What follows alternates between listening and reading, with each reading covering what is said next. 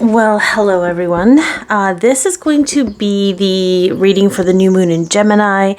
I'm going to be doing a separate reading for the Twin Flame Collective that will be available on my Patreon. The link's in the description box below.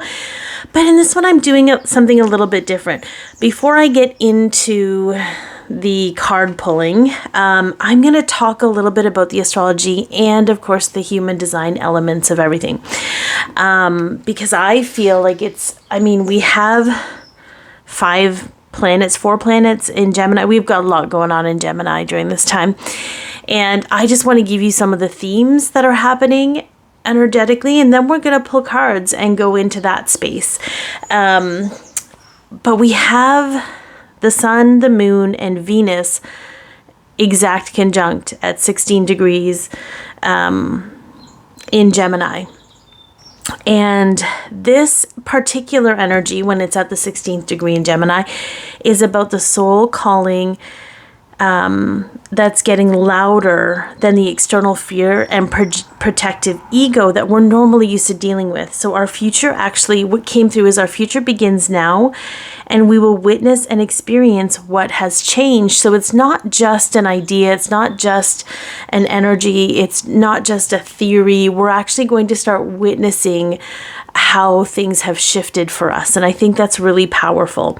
Then we have Mercury at 6 degrees also in Gemini, which is the self project, okay? Overcoming self-sabotage from an unconscious place, working things out under pressure to create a positive shift, and tackling the impossible, like a gumption for self-satisfaction that you will not be denied your satisfaction. There's just such a, to me, like when I was leaning into things, I just stepped into my power today. It's just a very different energy, and this is being recorded a couple days before the new moon. I tend to start feeling the energy there myself. You might feel the energy right on, or a few days after, or whatever. And then we have Jupiter at 2 degrees Gemini, and this is all about where there was once comfort in everything being static and making sense in its little compartmentalized boxes. But the soul craves change and expansion and cannot do so in the limiting confinements of our beliefs and societal structures. So we have a lot of duality happening in us right now. We have a lot of back and forth. We have a lot of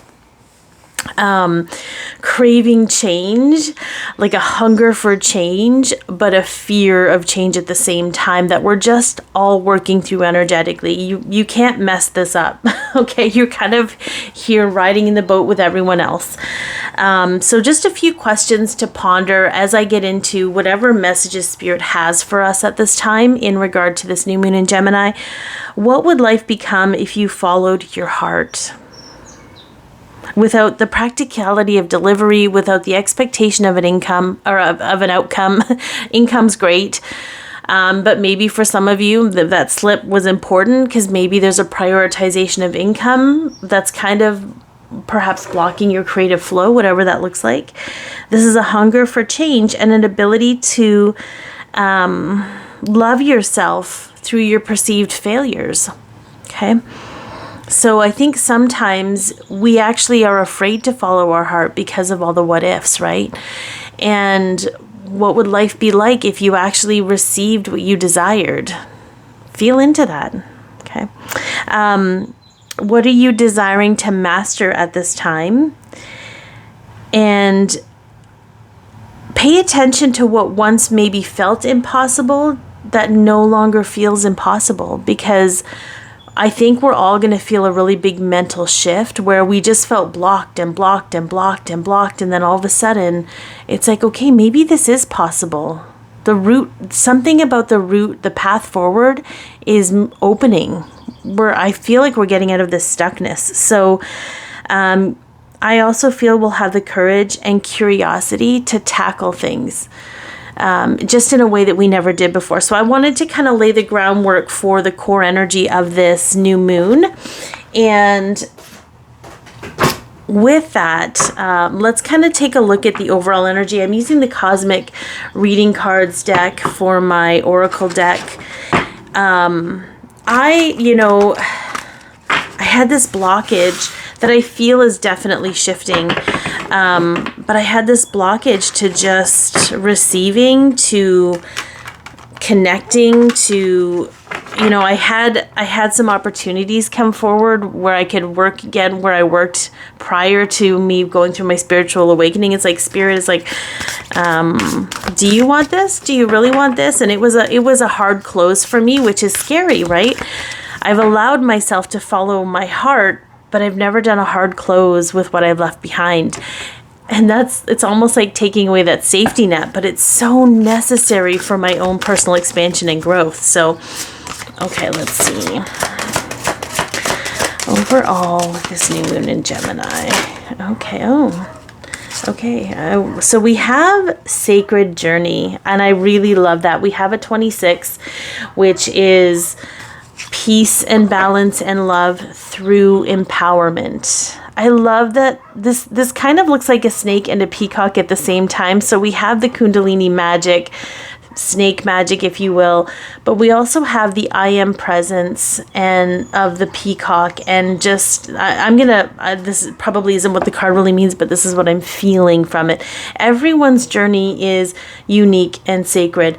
But what I kind of love is that it's unwinding itself from this tether, and it's kind of unfurling. You know, when you're like all curled up and then you stretch, you can stretch your arms out.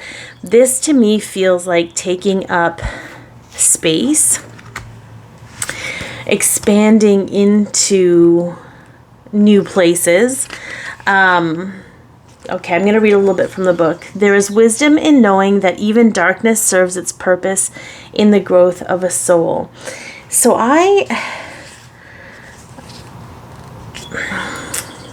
it's interesting how it's like, it talks about the darkness of here. Think about what people feel and think about snakes when they actually carry a lot of magical energy. And it's not to judge anybody's fears.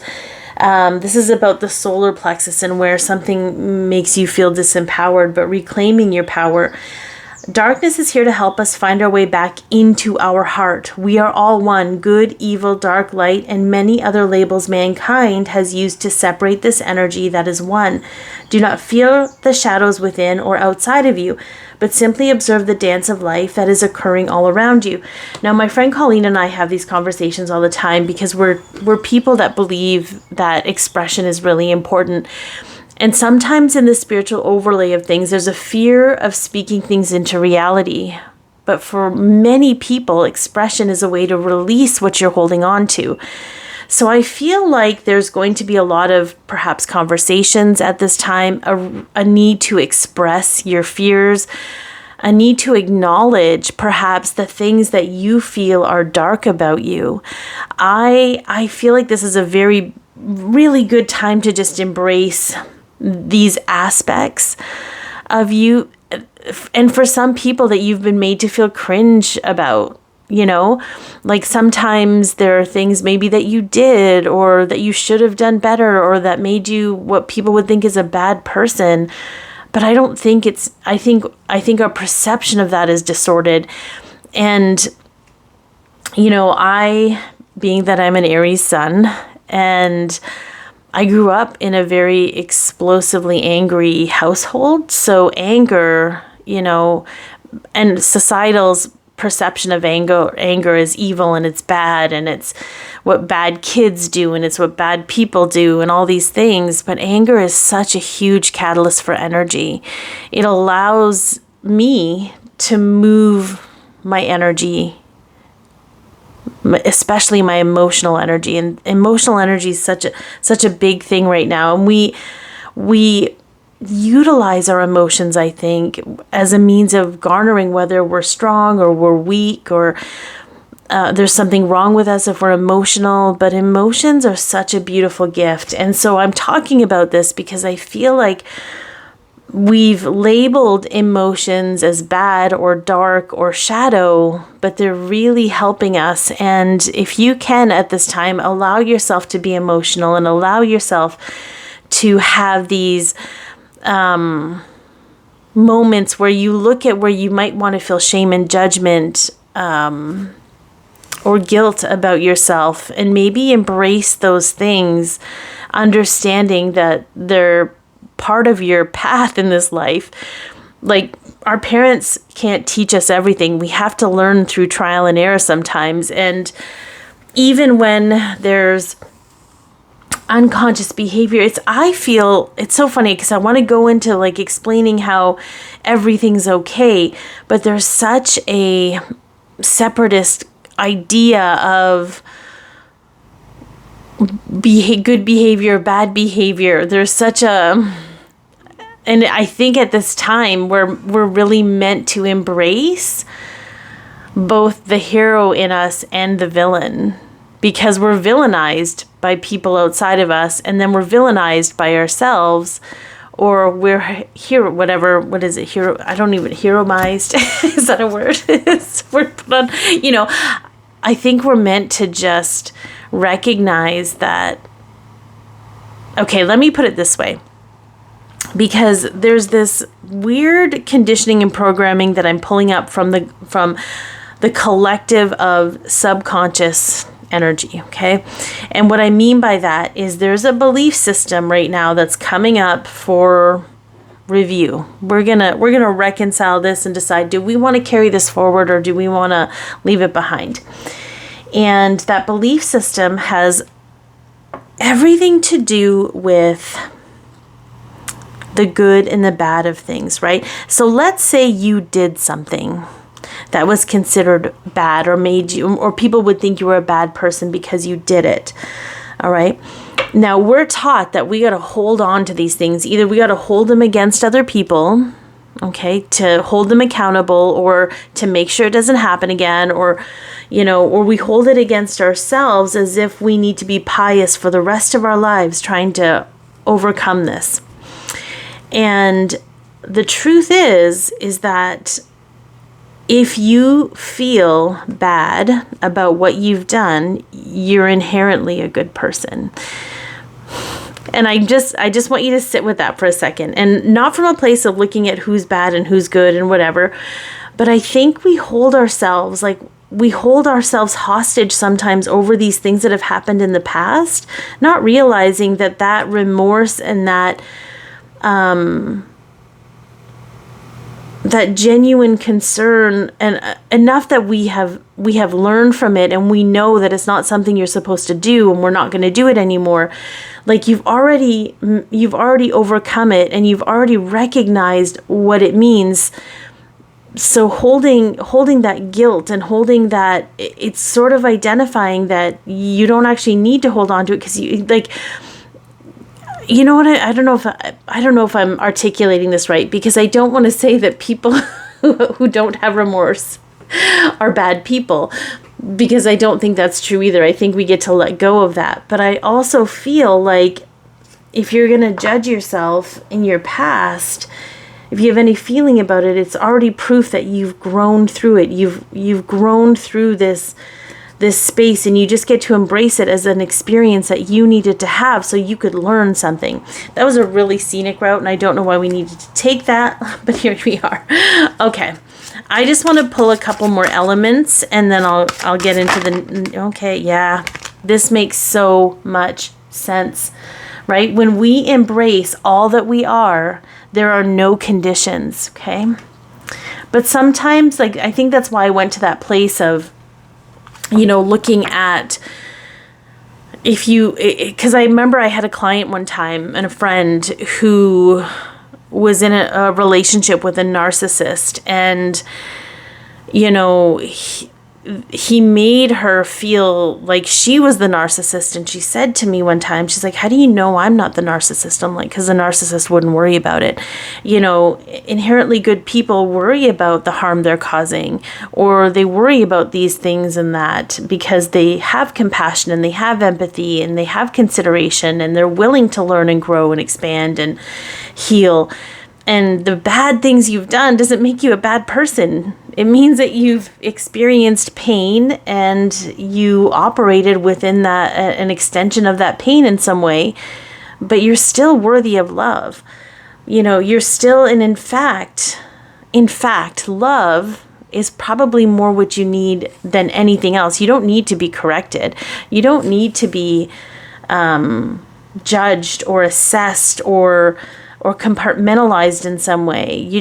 I think we all just need to be loved, and that's a hard thing to do sometimes. But I feel like we're going to see a lot of the recognition of where we're craving unconditional love, but where we also don't allow ourselves to maybe receive that.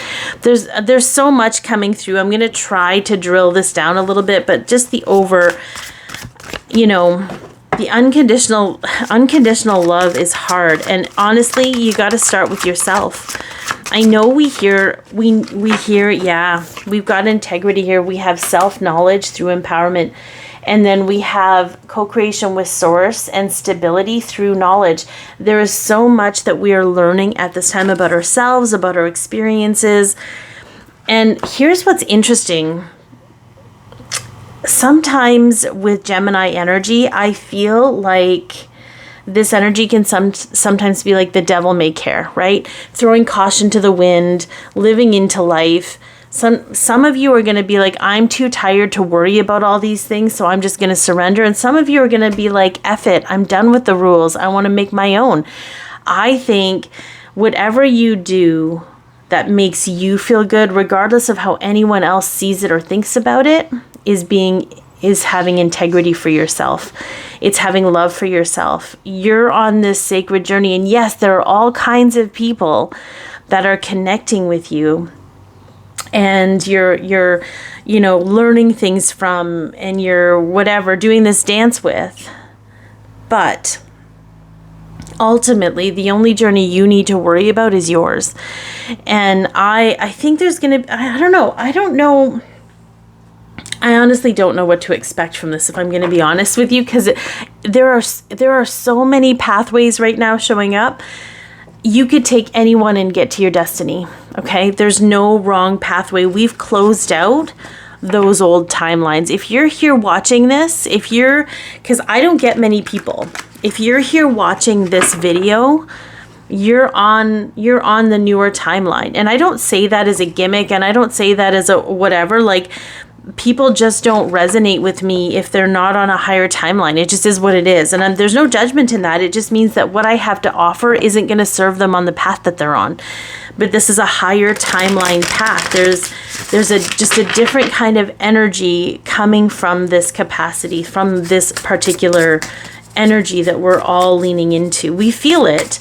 We feel the unraveling of things. My friend Colleen talks about how she talks about how the floor it feels like the floor is falling, or I don't know, like coming out from underneath us, and the ceiling's coming down, but only because we're breaking free out of a box, not because we're falling into oblivion, Okay, let's lean into this sacred journey. What else do we need to know about this sacred journey? Yeah. Do you see how she's holding the string close to her heart? Okay, it's okay to hold on to the dream. Whatever the dream is for you, your dream is going to be for you. I talk a lot about, and here's what's really interesting, because a lot of people sometimes feel I'm very prickly, but I'm very good at holding space for my path. And my path is different. And it sounds a lot like I'm restricted and I'm stuck in this space or whatever, but it's just a very clear vision. And it may not be the same. So you might be talking to a friend, or you might be sharing your stuff with your friend, and your friend is sharing with you, and you guys have two completely different visions of the future. That's okay. Those futures coexist because they exist in the perception of what it is you're desiring. And I think there's going to be a real space for... Okay, sorry, we had a bit of a knock on the door. Okay. So we're going to see a lot of people carving out space for themselves. And all you have to do is carve out space for you and pay attention to where you might be reactive to somebody else doing that for themselves. And just say, hey, that's not for me. I get to let that go, because you know what? It has nothing to do with me except to help me maybe move out Oh, this is interesting. These came up in reverse. So we have the Knight of Cups in reverse. Sometimes this is an offer of love or a romantic ideation. What I get from this is your dream is not a romantic ideation. It is not a hoop dream. It is real. Your heart, your soul delivered it to you. Even if you have no idea how it's going to manifest. It doesn't matter how extravagant the destiny is. The destiny is something you wrote in for yourself from a capacity of knowing anything is possible. And then we have the Ten of Pentacles in reverse. The Ten of Pentacles is very much about the family structure for me. It's about legacy, family legacy. What legacy are you living into or allowing in your life, allowing yourself to follow? And it's in reverse, which means that you may be pulling away from the family legacy that you were born into. You may be expanding what's possible. Like when some of the work I'm doing with myself, for example, is I come from two lines of have-nots and poverty consciousness, two family lines that I'm here to clear. I'm pulling away from that. I'm no longer willing to subscribe to that narrative and that belief system because I'm more conscious as to what's available to me in the physical reality. Okay, so it could be like that for you. It could be all kinds of things. It could be even time away from family so you can honor your path. Okay, let's take a look at this unconditional love. Okay.